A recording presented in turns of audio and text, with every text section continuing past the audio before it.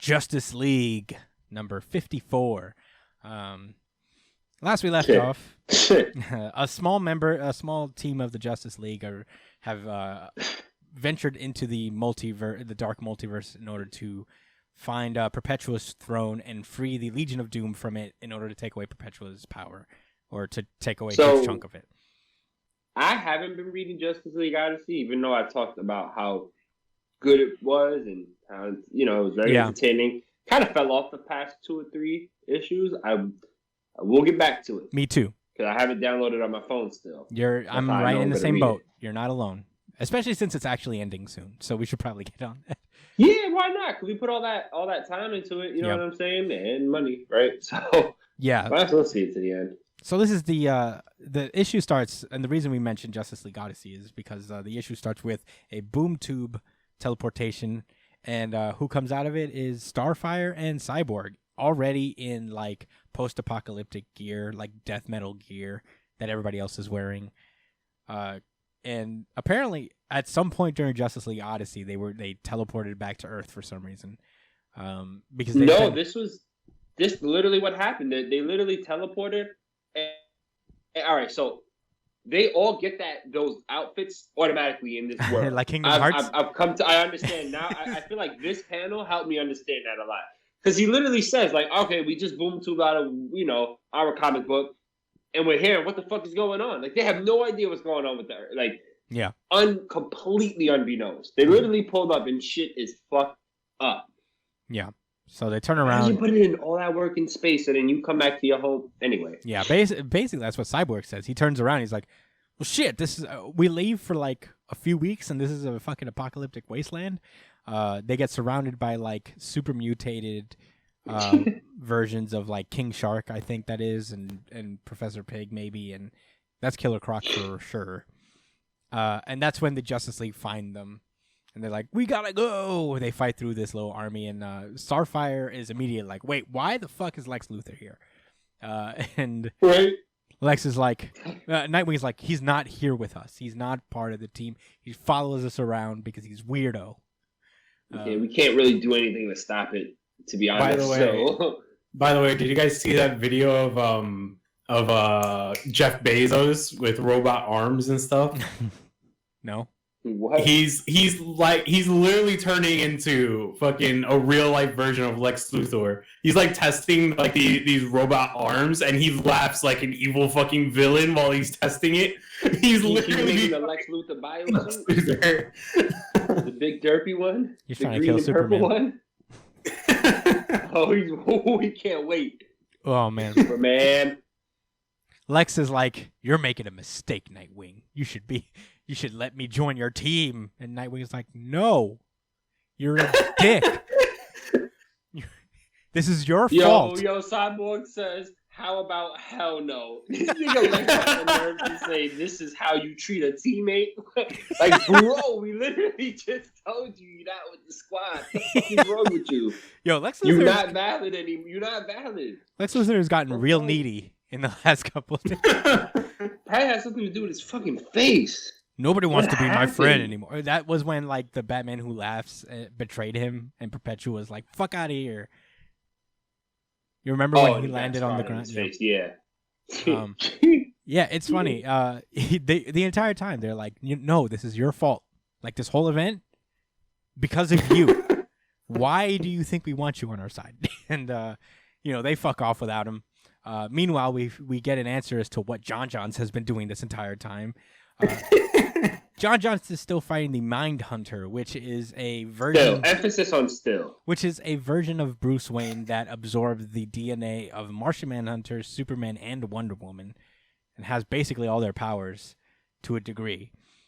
They're fighting physically outside, but inside of their minds, like a fucking group of losers. They're just on armchairs and having a battle of the minds. You know what? I'm not even mad. I'm not even mad at Bruce. I'm not mad at evil Manhunter Bruce. I'm really not, bro. I mean, you're entitled to your opinion to call it lame, especially since Jon Johns is a part of the situation. So I feel like there's always an argument, at least, to call the situation lame, right? Yeah. I think that's understood. But It's the fact that I know what time it is, and if he, all right, we talk so much shit, we know, but it's like, yo, he literally makes the point, like, yeah, so I have your powers, and I'm Batman, and I'm you think Superman you're gonna to a beat degree. me? And I thought, there's no way. There's no way, and if they do, I'm gonna be really upset. He's gonna need help or something. I really hope that's what it is. I hope Kendra has to come by and bash Mindhunter. the Mindhunter in the fucking head, and she's like, "There you go, teamwork. It's funny. Don't leave it out next time again, all right? It's funny you mentioned that. And I'll fucking kill you or something." It's funny you mentioned that. Martian Manhunter, just like outside of its external force, he's like, "Rawr!" And he doesn't. Yes, he's losing. And not only that, he's losing. First of all, look, you can even see in the. Oh my god! In every single panel, he's in a losing, like, position.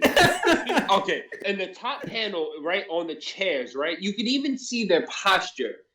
Yeah, you're Bruce right. is sitting back, very relaxed, and this guy, who's supposed to be the expert on all this mental shit anyway, he's like kind of standing upright in his chair, all fucking antsy, right?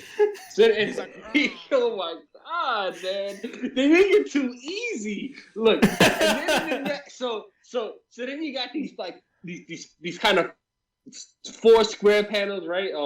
Then in a weird way, right? But it's still double losing for Jon Johns, right? Because you've got the Mindhunter like gritting, and and Jon Johns is like, You're actually right. He's struggling. He's like losing in every situation of this page. And then it gets progressively worse. Yeah, because he screams so loud, and the next page you turn over, he's screaming so much anguish that Hawk Girl can sense he's in pain. And Hawk Girl's like, "Oh, my Jon Johns' losing senses are tingling." Yeah. God, you guys do this guy so foul every time he shows up. DC does. Scott Snyder did. Fuck you, Brian. That's not on us. Josh is right. That's not on us. If anything, the way we're describing that back, bro. That's not on us, bro. No, the way we're describing it, it is. The way we're describing it is exactly how it's happening. Jon Johns is not competent. I'm lying. You need to read that. You're not looking at the panel. That's why. Yeah, you have to find it, Brian, because this You're is not crazy. looking at the. We get a flashback. Oh my god! Just all you need to see. That's the end product. Okay, so come on, man. So here's what happens.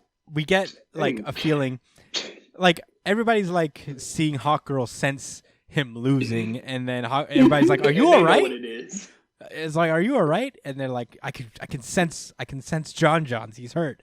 And Cyborg's like, "Why did he go by himself?" And then we cut back to a flashback as to why he did this. Apparently, he walked up to Kendra and he was like, "I could feel your anger, Kendra, but you know what? I must do something on my own again because I do not learn my lesson." It's like that SpongeBob episode where the old man was like, "How many times do I have to teach you this? Teach you this lesson, old man." And he flies off. And you know, he goes, "Go with Detective Chimp or something. I'm going to go deal with this on my own." Right? Nigga says, "Go with Nightwing, find Detective Chimp." Why those two people specifically? He's not like a clairvoyant. He has mental abilities, but he can't see the future. So he really was just like, take the normal guy and the monkey. Assholes. Yeah, and peace out. Yeah. Go entertain yourself with them, and I'm going to go and lose. Yeah, meanwhile... Back in the present, the Justice League team come across the Valley of Starros. There are these massive field of just Starros on the ground, like just sleeping and shit. And it turns out it looked really scary, actually. It is really cool. Hella creepy. It is well drawn, like hell. And apparently, this is the result of a Batman who got taken over by Starro, but not really, because then he just flipped the script at some point and just now commands an army of Starros. So, you know, this is his domain. So they have to walk through it, and they're like, "Yeah, this is easy. They're all sleeping. I'm not afraid of them." Nightwing recaps like, "Yeah, my memory's been lost for a while. I got shot in the head. I went by Rick. It was a crazy time." And yeah, that's when Nightwing starts to go through a series of just like little nightmare scenarios. I like it's a nice touch that every time, like the panel, every page you turn or every other panel or so, he's in a different iteration of his costume. So you have his like blue. Yeah, costume. he has some real lame ones. He has his regular blue costume, which is great.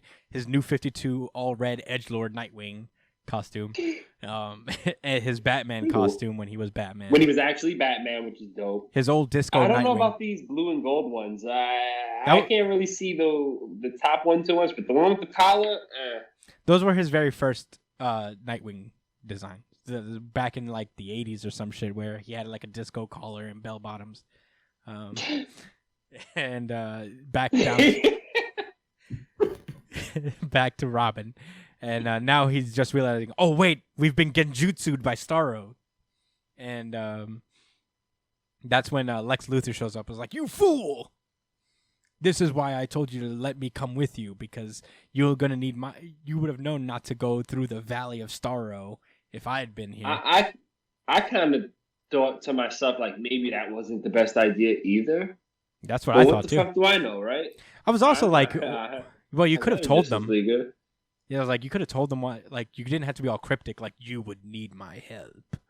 Yeah, right? Just be like, listen, guys, all right, just don't go through the Valley of the Starros, all right? Whatever you do. Go around them. Go around. Or fly above or something. It's like that scene from Finding Nemo where they're like, yeah, don't go through.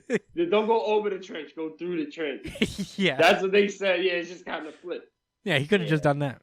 But anyway, all the Starros are alive, and they're mind controlling the rest of the league in order to take down Nightwing and Lex Luthor. So the next issue, Lex Luthor and Nightwing are gonna have to fight through these the superpowered members of their team. We'll see how that goes. I thought it was a good issue. It is what it is. Like we shat on Jon Johns pretty aggressively, but it be that way. Again, I'm not claiming, I'm not responsible for that. No, neither am I. I mean, we'll give him respect when he earns it. Yeah, I'm not gonna be like, okay, Jon Johns, you did. No, I'm gonna actually be very proud and maybe crack a tear. We'll see. That's gonna be one hell of an episode, man. Yeah, it's gonna be. Too bad it's probably not gonna happen. Yeah. But in any case, that was Justice League.